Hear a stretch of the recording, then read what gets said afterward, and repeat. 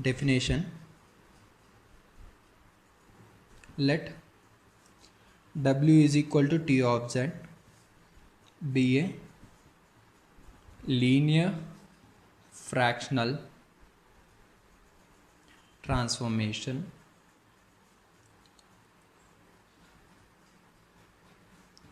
a point Z0 in the extended complex plane is called a fixed point of T if T of x0 again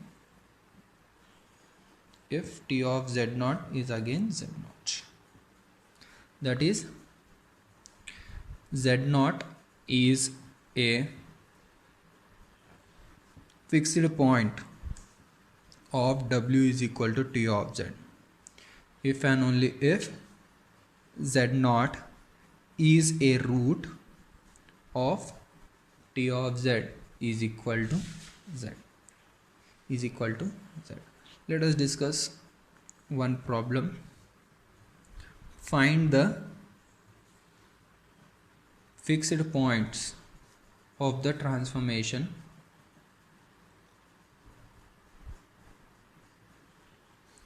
first one, W is equal to Z minus 1 by Z plus 1, important one. Second one, W is equal to 6Z minus 9 by Z. Solution. First one, fixed points of W is equal to T of Z are the roots of T of Z is equal to Z. That is, what is T of Z? Z minus 1 by Z plus 1 is equal to Z. Cross multiply, Z minus 1 is equal to Z square plus Z. Z get cancel. Z square plus 1 is equal to 0. This implies Z is equal to plus or minus iota. Therefore, fixed points of this linear transformation is Z is equal to plus or minus iota. Similarly, you can solve this one as a homework. Now, let us discuss a note.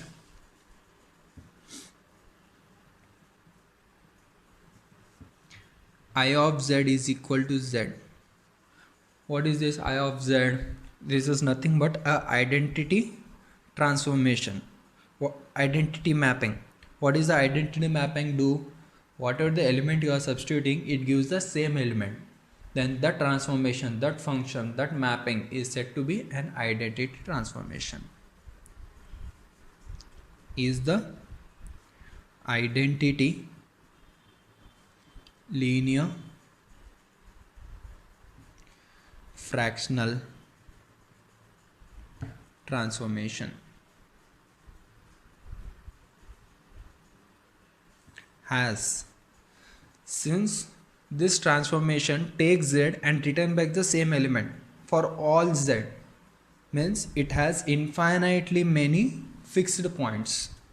Has infinitely many fixed points.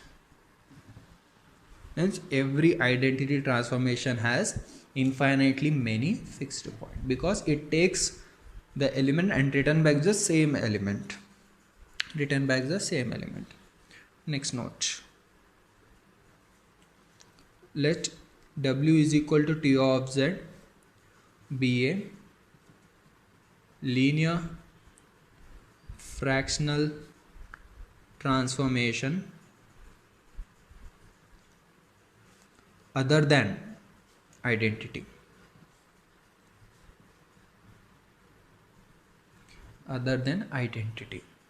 Say T of Z is equal to AZ plus B by CZ plus T. What are the fixed points of this one? fixed points of t of z are roots of t of z is equal to z. That is, what are the roots of t of z is equal to z? What is t of z? Substitute t of z, that is az plus b by cz plus d is equal to z. Cross multiply, az plus b is equal to cz square plus dz. Take all terms one side, cz square plus d minus a into z minus b is equal to 0. Means fixed points of linear fractional transformation which is other than identity are the nothing but roots of this quadratic equation. Since we know that every quadratic equation, every polynomial of degree n has exactly n roots, then this quadratic equation has exactly 2 roots, not more than that. Therefore, first point what we have learned, which has at most 2 roots, means any linear fractional transformation other than identity has maximum 2 roots. For a non-identity linear fractional transformation, there can be at most 2 fixed points. Non-identity linear fractional transformation has at most maximum 2 fixed points, not more than that. It follows that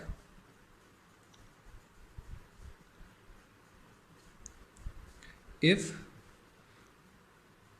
linear fractional transformation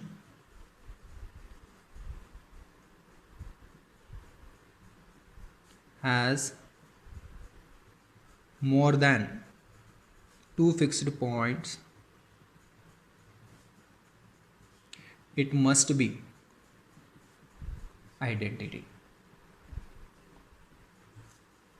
It must be identity linear fractional transformation. Because if it is an identity linear transformation, it has infinitely many fixed points. If I take an linear fractional transformation other than identity, it has maximum 2 fixed points. It has maximum 2 fixed points. Means if any linear fractional transformation has more than 2 fixed points, then it is an identity only. Identity only. Show that there is only one linear fractional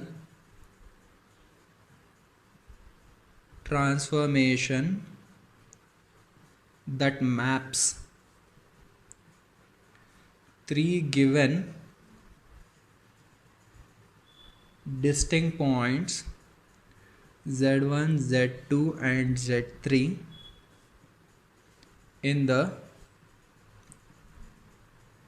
extended z plane onto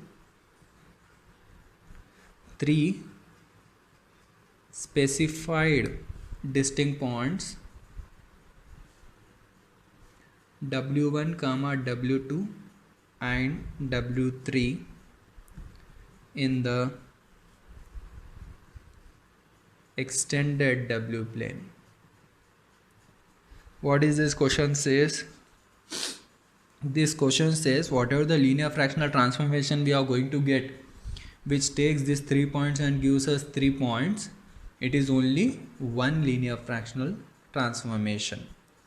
Already from the implicit form we will get an linear fractional transformation proof. observe that the existence of such a linear fractional transformation is already established using the implicit form. We show the uniqueness of such a linear fractional transformation. So let W is equal to T of Z as well as W is equal to S of Z are two such linear fractional transformations which carries same points Z1, Z2 and Z3 onto W1, W2 and W3 respectively. Means this transformation also takes this point to this one, this transformation also takes this point to this one. Therefore T of Z1 is equal to W1, T of Z2 is equal to W2, T of Z3 is equal to W3. S of Z1 is equal to W1, S of Z2 is equal to W2, S of Z3 is equal to W3. These are the two transformation which takes the same values and gives the same values. Now S inverse composite with Z1, composition of S inverse of T is equal to S inverse of T of Z1. S inverse of what is T of Z1? W1. What is S inverse of W1? Z1. Means S inverse of T takes Z1 and return back Z1. Similarly, S inverse circle T of Z2 is equal to Z2. S inverse circle T of Z3 is equal to Z3. Means this composition, means this linear fractional transformation S inverse circle T, it has minimum 3 fixed point. Means it taking Z1 and giving Z1, it taking Z2, giving Z2, taking Z3, giving Z3. Means from the above just now we have learned, if any linear fractional transformation has more than 2 fixed points, then it must be an identity linear transformation. Means this one is an identity linear transformation. Thus S inverse circle T is a linear fractional transformation which has more than 2 fixed points. Therefore S inverse circle T is nothing but identity. This is nothing but T is equal to S. T is equal to S.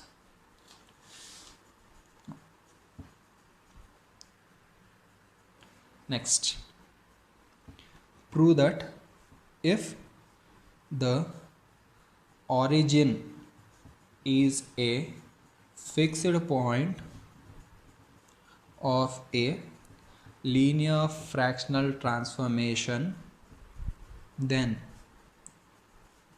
the transformation can be written in the form W is equal to Z by CZ plus D, where D is not equal to 0. What is the question? If the origin is the fixed point of a linear transformation, then that one can be written as in this format. Let W is equal to T of Z is equal to AZ plus B by CZ plus D, where AD minus BC is not equal to 0.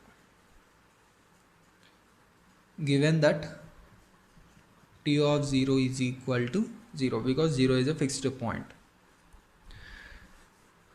then substitute here, what you will get? B by D is equal to 0. This implies B is equal to 0. If B is equal to 0, then equation number 1 implies W is equal to AZ by CZ plus D, where if B is equal to 0, this implies AD is not equal to 0.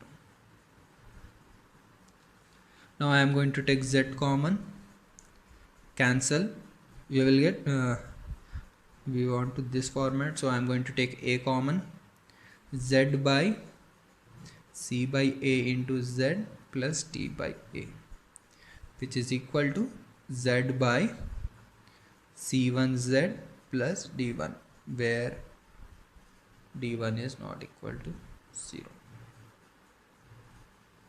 D1 is not equal to 0, which is the required answer. W is equal to Z by CZ plus D. W is equal to Z by CZ plus D. Now, let T of Z is equal to AZ plus B by CZ plus D, where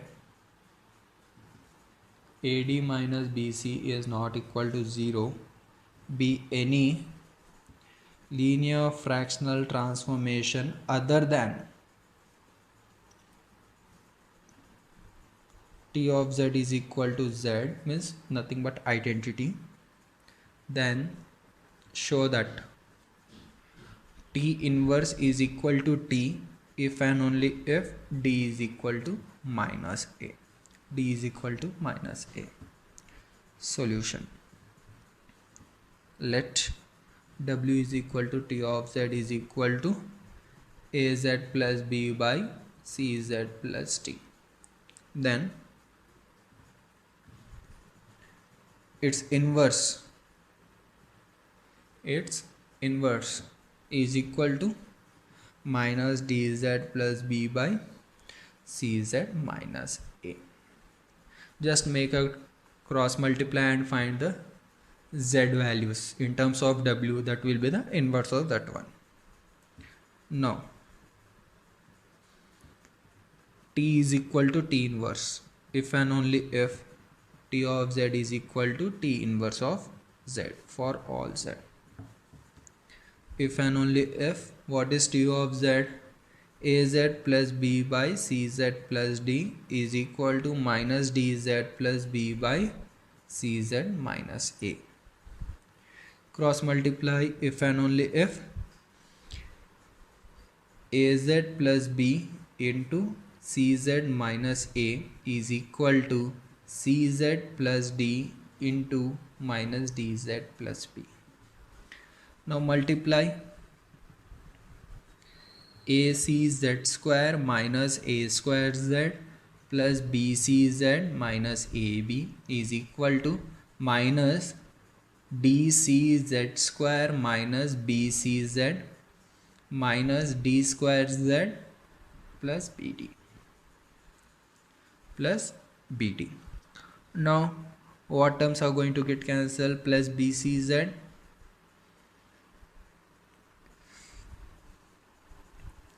and here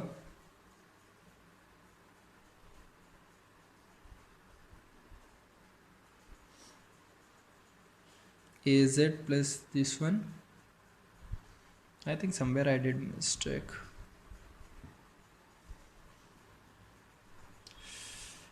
BCZ, this one is plus, this one and this one get cancel. This one and this one get cancel.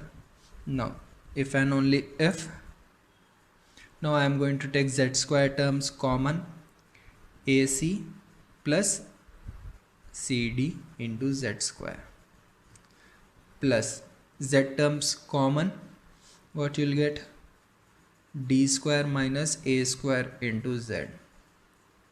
Next minus AB plus BD is equal to z, is equal to z. If and only if, from this one I can take C common, a plus d into z square. From this one d minus a into d plus a z. From this one b common, a plus d is equal to 0. If and only if a plus d into c z square plus d minus a into z minus b is equal to 0 for all z. If and only if, since for all the complex number this one not become 0 because it has at most maximum 2 roots, it has maximum 2 roots, then for all z this one cannot become 0. For all z, a plus d is equal to 0. This implies if and only if d is equal to minus a.